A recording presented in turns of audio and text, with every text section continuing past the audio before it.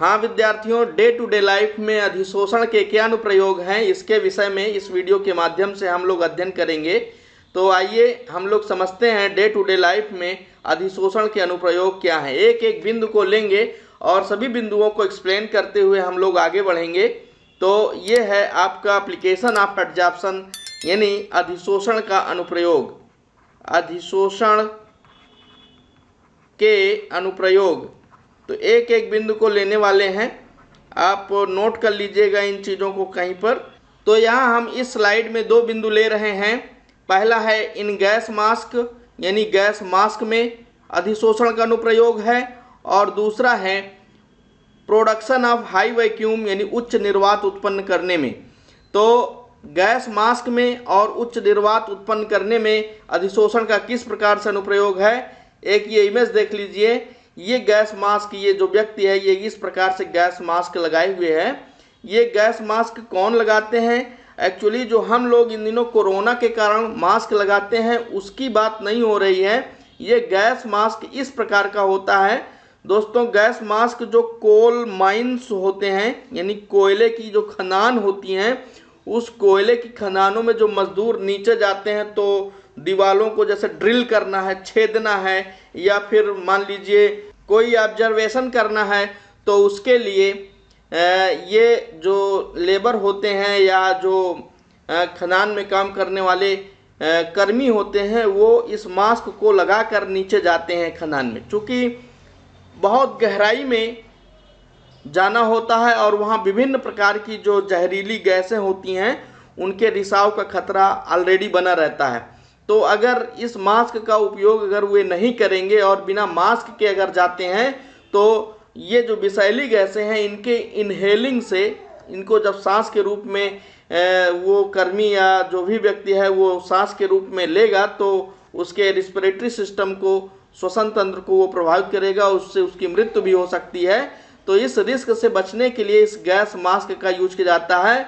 और इस gas mask में जो ये देखिए, ये जो जगह है, ये यहाँ से जो गैसें हैं वो इंटर होती हैं, हवा जो है वो प्रवेश करती है, यहाँ से प्रवेश करती है, और जो भी उसमें जहरीले तत्व होते हैं वो यहीं पर सक्रियत चारकोल या एक्टिव चारकोल होता है, वो एक्टिव चारकोल उसको क्या करता है, अधिशोषित कर लेता है और व्यक्ति के ब्रीदिंग में उस गैस को पहले ही रोक लेता है, जाने नहीं देता है। इस प्रकार से ये जो गैस मास्क है उसमें अधिशोषण का एक अनुप्रयोग है, जिसके वजह से मानव सुरक्षा या फिर कर्मचारी सुरक्षा हो पाती है।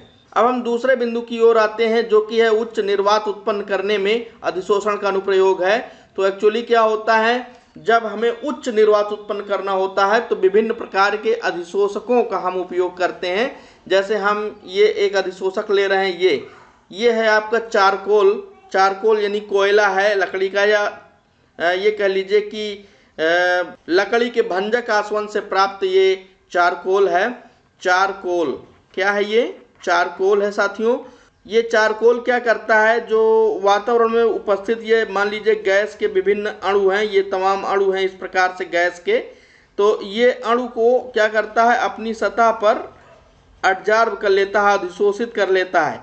ठीक है, तो जब ये इस प्रकार से गैस के अणुओं को अपनी सतह पर अधिशोषित करता है तो होता क्या है कि आसपास गैसों का जो दबाव है वो कम हो जाता है। यही तो है, जैसे कि हमें किसी, ये मान लीजिए कंटेनर है, इस कंटेनर में हमें उच्च निर्वात उत्पन्न करना है तो हम थोड़ा सा इसमें एक्टिव चारकोल मिला देते हैं, और जब एक्टिव चारकोल इसमें डाल देते हैं तो होता यह है कि जो भी गैसियस मॉलिक्यूल्स यहाँ पर अवेलेबल हैं, उपस्थित हैं, वे सब क्या होते हैं, इसकी सतह पर, इस एडजॉर्बेंट की सतह पर एब्जॉर्ब हो जाते हैं और हम उच्च निर्वात उत्पन्न करने में सफल हो जाते हैं। ठीक है, तो इस प्रकार से ये क्या हुआ, पहला जो पॉइंट हुआ कि कोयले की खदानों में गैस मास्क का उपयोग, वो भी अधिशोषण का अनुप्रयोग है। और दूसरा, अगर किसी जगह उच्च निर्वात उत्पन्न करना है तो उसमें भी हम अधिशोषण का अनुप्रयोग करते हैं। आगे आते हैं अगली स्लाइड की ओर। अगले स्लाइड में आप ये देख रहे हैं कि हेट्रोजीनियस कैटालिसिस, विषमांगी उत्प्रेरण। जी हाँ, विषमांगी उत्प्रेरण में भी क्या है, अधिशोषण का अनुप्रयोग किया जाता है। थोड़ा मैं आपको इसे बता दूं, विषमांगी उत्प्रेरण क्या होता है। विषमांगी उत्प्रेरण, जब अभिकारक और उत्प्रेरक, ध्यान देना, जब अभिकारक और उत्प्रेरक, ये क्या है भाई, अभिकारक, और ये क्या है, उत्प्रेरक, जब ये दोनों भिन्न भिन्न प्रावस्थाओं में होते हैं, जैसे अभिकारक गैस प्रावस्था में हो गए तो उत्प्रेरक क्या हो, ठोस प्रावस्था में हो। तो जब ये भिन्न भिन्न प्रावस्था में होते हैं तो यहाँ पर जो ये उत्प्रेरण है इसे बोलते हैं विषमांगी उत्प्रेरण। ये है भैया हाइबर विधि से अमोनिया के निर्माण का फिगर। तो अमोनिया का निर्माण कैसे होता है, N2+3H2 in the presence of Fe, यानी लोहे की उपस्थिति में ये बनाता है अमोनिया, राइट। और यहाँ पर उत्प्रेरक वर्धक यमो होता है, ठीक है। तो यहाँ पर उत्प्रेरक Fe है, Fe क्या है भैया, ठोस है, ठीक है ना। और ये N2 भी आपका गैस है और H2 भी क्या है भाई, गैस है। तो यहाँ पर अभिकारक गैस है और जो आपका उत्प्रेरक है वो ठोस है। तो यहाँ होता क्या एक्चुअली, ठोस की सतह पर जो अभिकारक के अणु हैं वे अधिशोषित हो जाते हैं और वहाँ पर सांद्रण को बढ़ाते हैं। जैसे ये ठोस की सतह हो गई, लोहा हो गया, इसकी सतह हो गई, तो इसकी सतह पर नाइट्रोजन और हाइड्रोजन के अणु क्या होते हैं, अधिशोषित होकर सतह पर सांद्रण को बढ़ाते हैं। और जब सांद्रता बढ़ती है तो होता क्या है, अभिक्रिया की दर बढ़ जाती है। ये पॉजिटिव कैटालिसिस का जो है एग्जाम्पल या रोल यहाँ पर अदा कर पाता है। तो देखिए यहाँ पर जो है हेट्रोजीनियस कैटालिसिस में भी क्या है, अधिशोषण का अनुप्रयोग है। समझ में आई बात ना। तो ये एक आपका तीसरा जो अधिशोषण के अनुप्रयोग में मैंने पॉइंट लिया, हेट्रोजीनियस कैटालिसिस या विषमांगी उत्प्रेरण, इसमें भी अधिशोषण का अनुप्रयोग होता है। अधिशोषण होगा तभी जो है क्या होगा, उत्प्रेरक की सतह पर अभिकारक की सांद्रता बढ़ेगी और अभिक्रिया की दर बढ़ पाएगी। अगला जो नंबर है भैया, removal of colouring matter from the solution. जो विलयन होते हैं, विलयन से जो रंगीन पदार्थ है उनको रिमूव करना भी अधिशोषण से संभव हो पाता। अधिशोषण का यहाँ अनुप्रयोग करते हैं। थोड़ा मैं आपको एक बात बताता हूँ, उससे आप इसको कोरिलेट करके चलिए। जैसे आप देखते हैं जो आपकी चीनी होती है, चीनी वो ट्रांसपेरेंट होती है, पूरी तरीके से पारदर्शी होती है।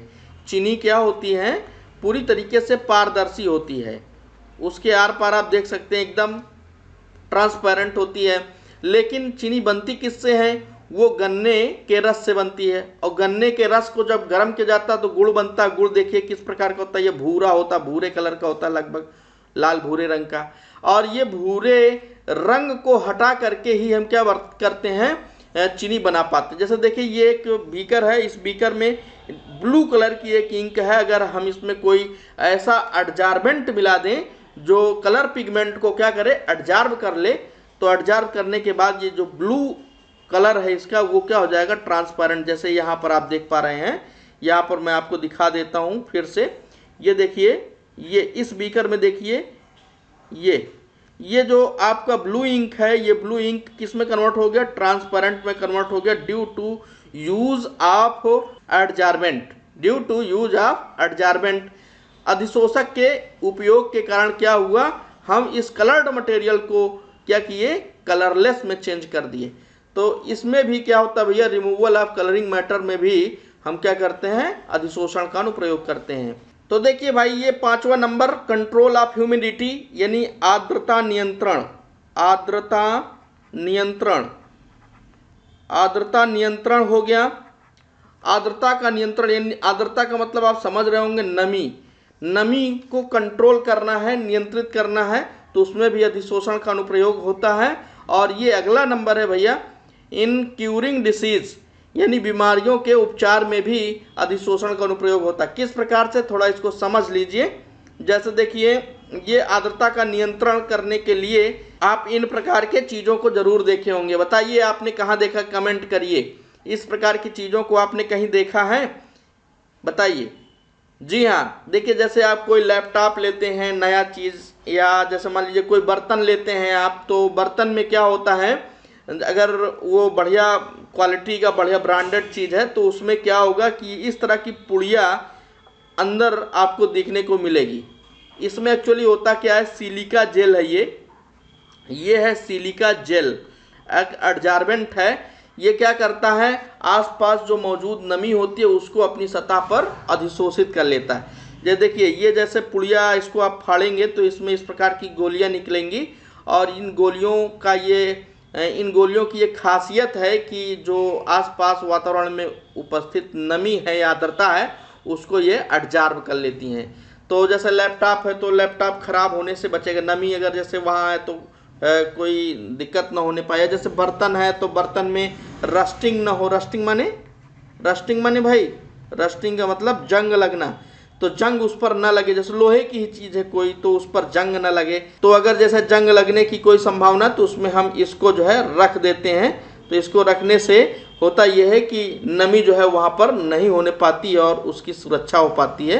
तो कंट्रोल ऑफ ह्यूमिडिटी में सिलिका जेल का हम लोग उपयोग करते हैं, या एल्यूमिना जेल, L2O3 उसका जेल है तो वो भी जो है यूज में आता है। देखिए एक चीज़ हम आपको बता दें भाई, जैसे आप यहाँ पर बात कर रहे हैं सिलिका जेल की, SiO2 जेल की बात कर रहे हैं, तो ये एब्जॉर्बेंट है। लेकिन अगर हम CaCl2 ले लें तो ये क्या है, एब्जॉर्बेंट है, यानी ये अवशोषक है और ये अधिशोषक है।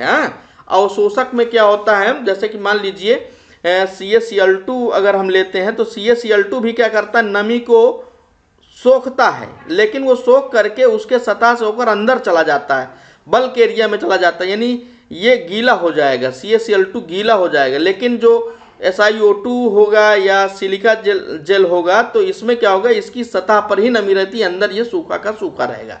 तो ये हो गया आपका कंट्रोल ऑफ ह्यूमिडिटी में भी अधिशोषण का अनुप्रयोग, राइट। अगला क्यूरिंग डिसीज, बीमारियों के इलाज में होता क्या है, हम बहुत सारी बीमारियों के इलाज में ड्रग लेते हैं। ड्रग से अभिप्राय आप समझिएगा मेडिसिन, ठीक है। मेडिसिन जब लेते हैं तो बहुत सारी ऐसी मेडिसिन होती हैं जिनको हम ओरली लेते हैं, तो उनमें ये प्रॉपर्टी होती है कि जितने भी माइक्रोजेम्स हो जिनके कारण रोग उत्पन्न होता है, तो ऐसे पैथोजेंस को ये क्या करते हैं, अपनी सतह पर अधिशोषित कर लेते हैं। जैसे कि हमने इसको खाया, ये मान लीजिए ये आपका क्या है, ड्रग है, ये ड्रग है, ड्रग मॉलिक्यूल है।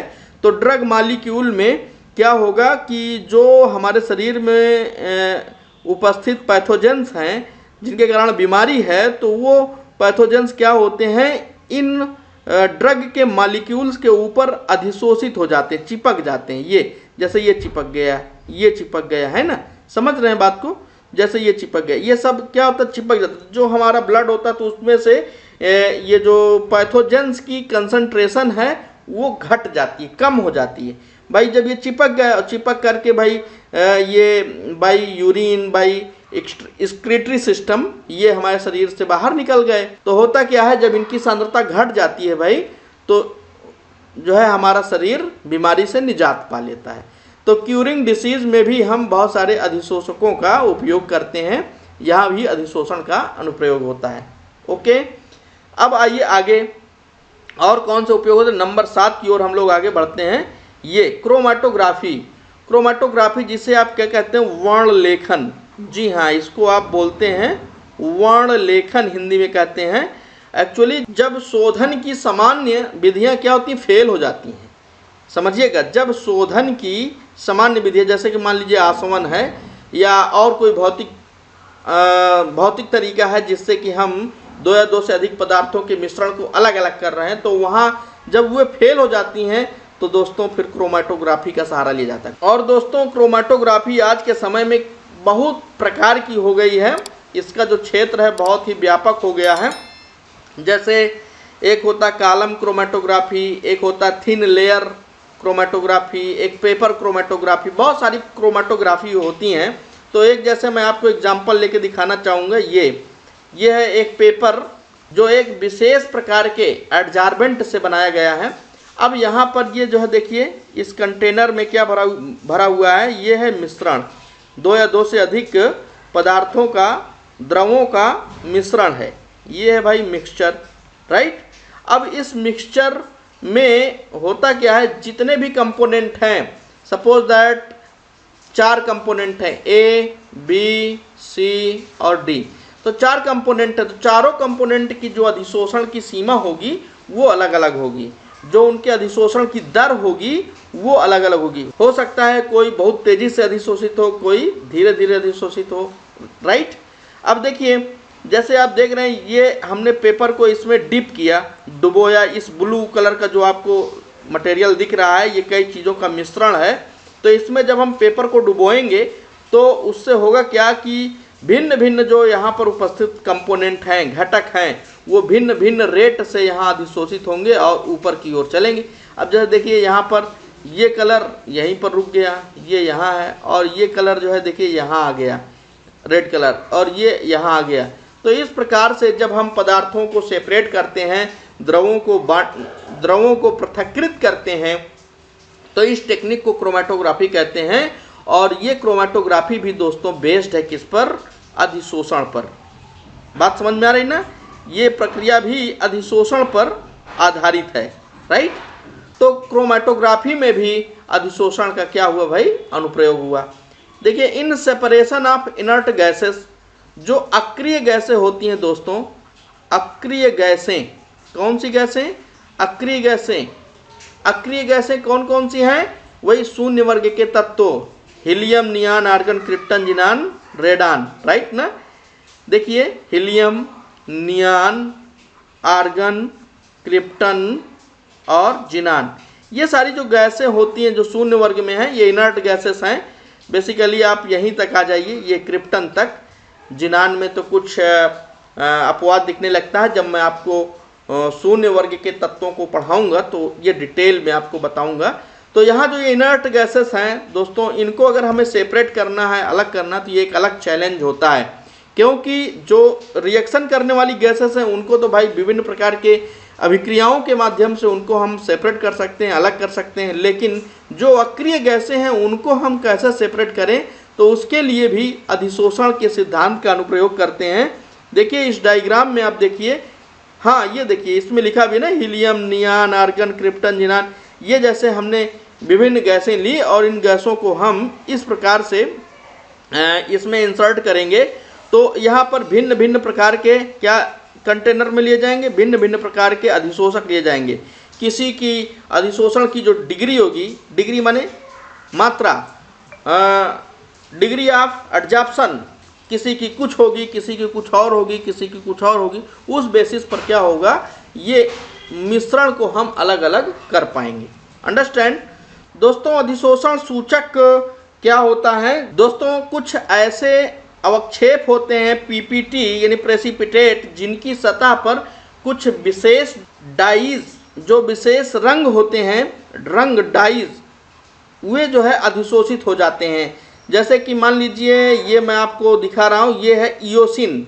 ये क्या है भाई? इयोसिन एक डाई है, और ये डाई जो है, ये कलर जो है ना, जैसे कि मान लीजिए सिल्वर हेलाइड हम ले लेते हैं, कोई AgX, तो इनकी सतहों पर होता क्या है, जैसे मान लीजिए ये सतह है AgX की, और इस पर हम क्या डाल दें? इयोसिन। इयोसिन अगर इस पर अप्लाई करते हैं तो होता ये है कि इयोसिन को ये एब्जॉर्ब कर लेता है ना। तो इयोसिन को ये एब्जॉर्ब कर लेता है। तो अब जैसे मान लीजिए कोई रिएक्शन है, उस रिएक्शन में अपने को पता करना है कि रिएक्शन कंप्लीट हुआ नहीं हुआ, या प्रोडक्शन हो रहा नहीं हो रहा है। अब इयोसिन को वो एब्जॉर्ब कर लेता है, यानी उसका कलर जो है वो गायब कर लेता है। तो इसका मतलब ये कि हमें एक सूचना मिल रही है इसके माध्यम से कि AgX यहाँ पर है। अगला है भाई फेन प्लवन विधि। फेन प्लवन विधि क्या होती है? ये सल्फाइड अयस्कों के सांद्रण की विधि है। एक सल्फाइड अयस्कों के सांद्रण की विधि, लिसन टू मी, सल्फाइड अयस्कों के सांद्रण की एक विधि है ना। जो सल्फाइड अयस्क होते हैं उनके सांद्रण के लिए फेन प्लवन विधि का उपयोग करते हैं। और इस फेन प्लवन विधि के माध्यम से होता क्या है, जो सल्फाइड अयस्क होते हैं उनको तेल के अणुओं के ऊपर क्या किया जाता है, एब्जॉर्ब करके और सतह के ऊपर लाया जाता है। थोड़ा इसको चित्र के माध्यम से समझिए। देखिए यहाँ पर ये क्या किया गया, एक टब लिया गया, और इस टब में, ये आपका एक टब है, और इस टब में पानी भर करके और उस पीसे हुए अयस्क को, जो सल्फाइड अयस्क है, उसको इसमें डाल देते हैं। और डाल करके फिर क्या करते हैं, यहाँ पर एक ये पाइप लगा देते हैं इस प्रकार से। ये देखिए ये जो है ये पाइप है, इस प्रकार से लगा देते हैं।